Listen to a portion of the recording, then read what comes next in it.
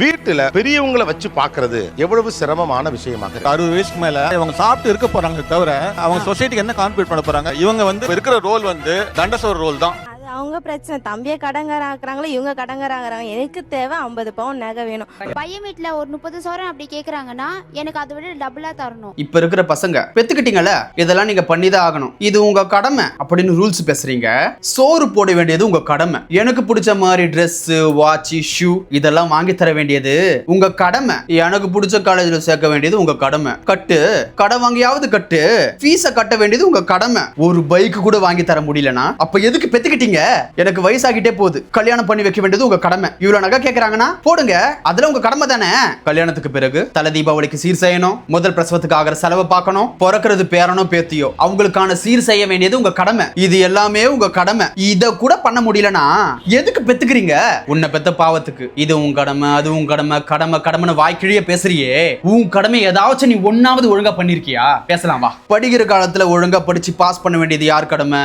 பெத்தவங்க கடன் வாங்கி படிக்க வச்சாங்கல்ல, ஒரு நல்ல வேலைக்கு போக வேண்டியது யார் கடமை? படிக்க வேண்டிய காலத்துல ஒழுங்கா படிச்சு மெரிட்ல பாஸ் பண்ணியிருந்தா அவங்க எதுக்குடா உனக்கு கடன் வாங்கி காலேஜ்ல சீட்டு வாங்கணும்? சில ஒழுங்கா படிக்காம லவ் பண்ணிக்கிட்டு கட்டடிச்சுக்கிட்டு ஊதாரித்தனமா சுத்திக்கிட்டு இல்லாத பொல்லாத பழக்கங்களா வச்சுக்கிட்டு முதல்ல உன் கடமையில நீ கரெக்டா இருந்தியா?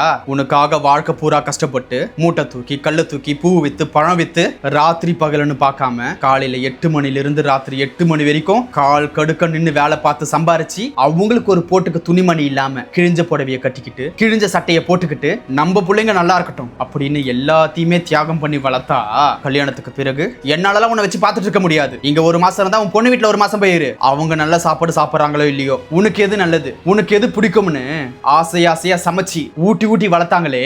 ஆனா இப்போ ஒருவேளை என் வீட்டுல சாப்பிடு, ஒருவேளை உன் சின்ன பையன் வீட்டுல போய் சாப்பிடு. என்ன ஒருத்தனை தான் நீ பெத்தியா?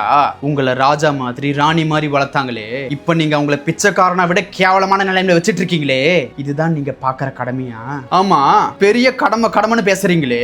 பெத்தவங்க உங்களுக்கு பண்றது எதுவுமே இது என் கடமை, இது என் பொறுப்புன்னு பண்றது இல்லைங்க. உங்க மேல வச்சிருக்கிற அளவு கடந்த அன்பு. இப்ப நீங்க அவங்கள பாக்குற மாதிரி அவங்க உங்களை பார்க்கல. அவங்களுடைய பாசம், உலகம், எதிர்காலம் எல்லாமே நீங்க தான். அப்படிதான் உங்களை பார்த்தாங்க, அப்படிதான் உங்களை வளர்த்தாங்க. உங்களுக்கு புரியுதா?